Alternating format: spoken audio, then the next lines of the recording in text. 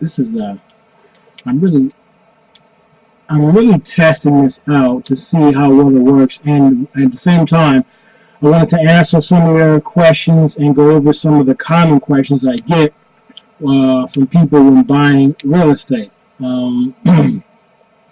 It is and can be extremely um,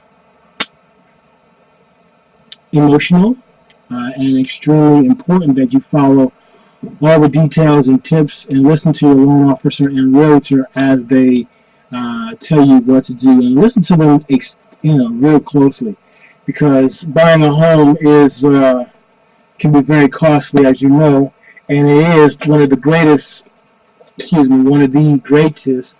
expenses you will have, or debt you'll have in your life. So um, let's see here. Let's see if anyone can see what's going on.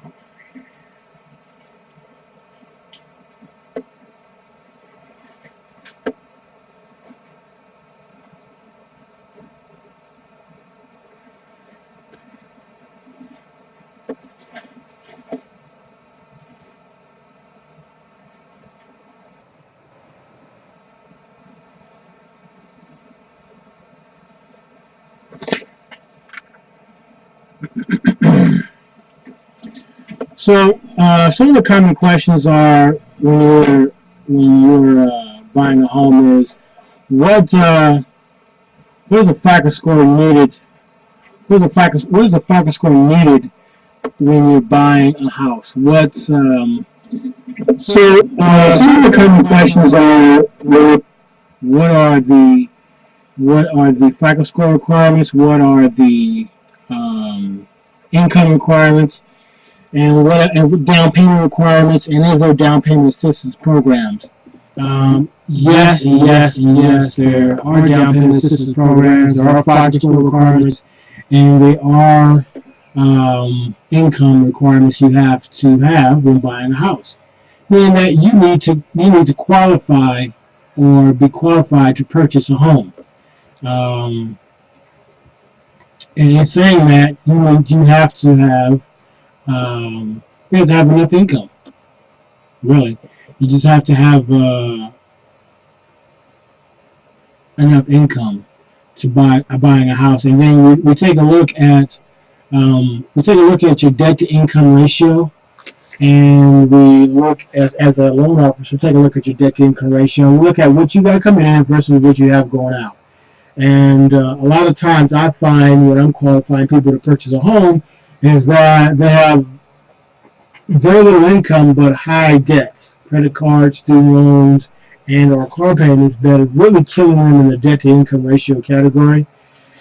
One thing you got to remember: if 100% of your income is $40,000 a year, uh, and you got a lot of that going out as far as debt, then you are, you really can't qualify you. So at 40,000 a year, we're talking, excuse me, we're talking about 3,300 a month. That's how much you make a month. That's 100% of your income a month.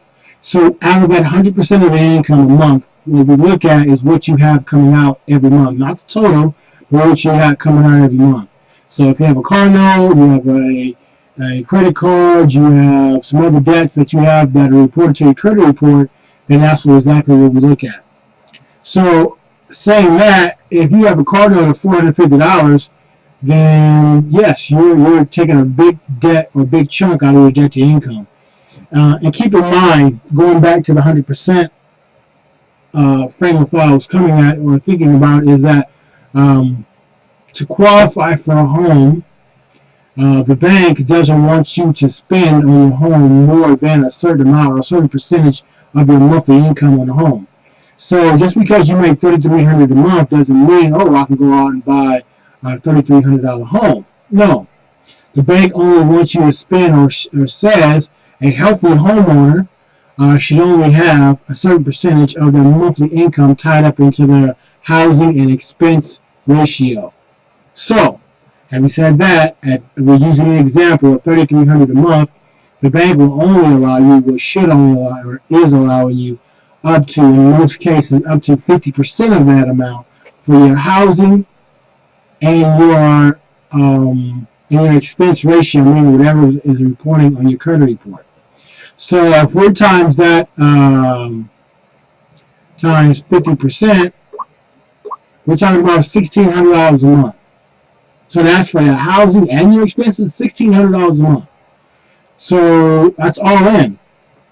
So if you have no debt, no credit cards, no car payments, no student loans, then you have a $1,600 a month expense you can use towards your housing. That includes your principal, interest, taxes, and insurance. So saying that what does $1,600 a month get you?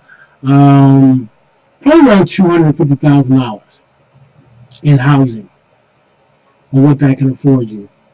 250 maybe 260. And then where can you buy a home for $260,000 in Southern California? That's something that you have to take a quick look at, and be realistic when you're thinking about that. No, you're not going to buy in the more affluent areas that you want, and you're going to have to be creative in looking at some of the areas outside the box for your house. So if you look at that, then you know where you're going. So some of the common questions are: what can I do to get my FICO score up? Because right now I'm at a 595 FICO score. Well, what the banks or what the banks look at is your FICO score, that you have a minimum of, let's say, a 620 FICO score to be able to comfortably say that you're a good credit risk. And with that being said, it's more about the income. It's more about the income that you make and then you being able to afford a home. So we look at your 625 score, we take your income, we do a debt to income analysis, and we look at, I skipped something. I was talking about how we get your FICO score up from 595 to the needed FICO score at 620. The credit score, the credit bureaus look at a number of on-time payments to get your FICO score to where it needs to be. Excuse me. To get your FICO score where it needs to be. And the FICO score will only increase with the number of on-time payments. So as you are paying your bills on time, the FICO score increases. So how do you, in turn, get your FICO score up when you're trying to buy a house? You have to be active in your credit file. So actively paying your bills on time, actively maybe even getting some new credit if you're trying to see credit, getting some new credit online, getting on someone's credit card as an authorized user to boost up your FICO score and incorporate or import that FICO trait in your credit score. The other questions I get all the time are, what areas can I buy in? And I want to buy in, you told me I can only afford 250, but I want a house in Carson. I want a house in Gardena. That really is impossible. And that really is impossible. Buying a home in Gardena at $250,000 or in Carson at $250,000 is impossible in today's market, because it really is, home properties are really higher than that. So where can you buy? Most people get frustrated when it comes to this point because they feel they can't buy, period, because they can't afford it. Well, income, sure enough, is the problem. It can be solved by more income. So either you get a second job, you get a non-occupying co-bar, you and someone else goes and buy a house together. It can be solved, which needs more income. So either you trade up, get a better job, go back to school, etc. I don't want to personally tell you how to live your life, but if your income doesn't allow you to afford you the home that you're in, that you want, then you need to change your income. Plain and simple. Change your income, change your habits and your credit habits so that you can actually buy a home. So I don't know if any one of these out there. I am looking for some questions. Anyone have any questions? Feel free to chat in the question box. And let me know if you have any questions here. And otherwise, I will go on about my next thing I wanted to talk about, which is should you buy a home first or should you buy income property? Well, the question is, where the question really starts with, are you ever going to buy income property?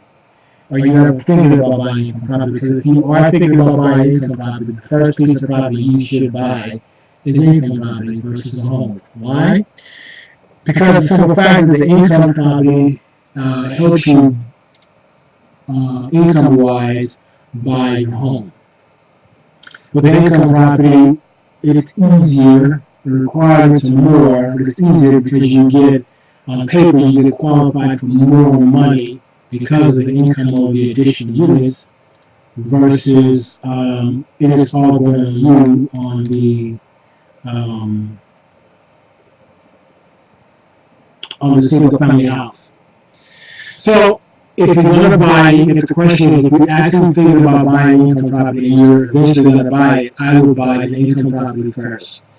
Because we give you the practical use of income property. If you buy 2, 3, or 4 units, you're going to take those rents, put it together with a little bit of money from you, and pay the extra mortgage. So that's a real world situation, and the banks take note of that. So income-wise or paper-wise, the bank will know that you are going to use that income to pay your mortgage. So they, on paper, they're going to give you 75% of the actual rents, excuse me, not the actual rents, but the market rents, 75% of that towards your income on paper. So for round number's sake, if the market rents in the area that you're going to buy the actual triplex, fourplex, or duplex is $1,000, they give you $750 per unit that you're not living in to add to your income. So if you add 750 times 3, if you're buying a 4 unit, you're living in 1 unit, so 750 times 3,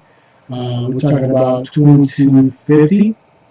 Yeah, 2250 added to your income on paper to help you qualify. Why? Typically, that 4 unit costs a lot more than a single family house. So that 2250 will help you qualify in purchasing a home. Then after the suggested or mandatory time which you have to live in a house, if you're going one of the programs that require you that you stay in the home, let's say FHA requires you to stay in the home for a year. After that time, when you feel you want to move out and buy your own home, you can now move out, rent the 4th unit out now, and buy your own home and realize a positive cash flow from the 4 units. And actually, you can use it one or two ways, right? You can take that positive cash flow and go on and put it towards your actual home that you're buying, or you can take that positive cash flow and pay down on the principal balance of your fourplex. So therefore, you increase your freedom point over the time it takes you to pay off the home a lot faster.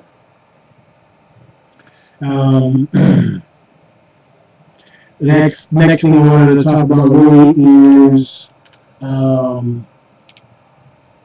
you want to sell in this market. Is it a good time to sell right now?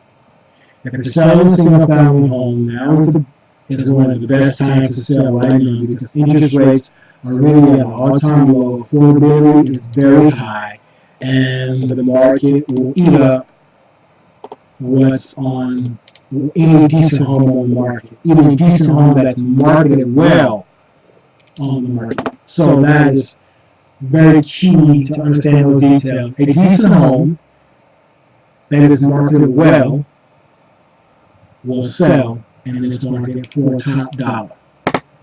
So if you're thinking about selling a home, I would love to sit down and talk with you about, tell you about the marketing strategy I have to actually sell homes. That number is 323-228-2736. That number is 323-228-2736. I'd love to sit down and talk to you about how we achieve top dollar in this marketplace and how we actually market homes for more and get more than asking, most time more than asking price in today's market. Nothing beats a knowledgeable realtor who can market your house not only to the market or to the area that you're living in, but actually to the surrounding county. Because people are coming, and nowadays people are coming from all over to buy homes in any area, Gardena, Hawthorne, Leonard Park. They're coming from Glendale, they're coming from Silver Lake, they're coming from Santa Monica. So it's not the hyper local realtor, because people are coming from everywhere. And to get top dollar for your home, you need a realtor who is going to market your home to the buyers who can buy from all over and get the interest brewing about your home and the interest high about your home, so you get multiple offers. Looks like we don't really have any questions here, so I think we're going to end this stream now. Unless there are any questions, and I don't actually know if I'm actually broadcasting correctly, but this was just my first broadcast, and I hope it went well. If you have any questions or comments, please give me a call. My name again is Larry Hughes, a real estate broker here in Southern California, 323-228-2736. Again, number 323-228-2736. Thank you. Talk to you soon. Bye-bye.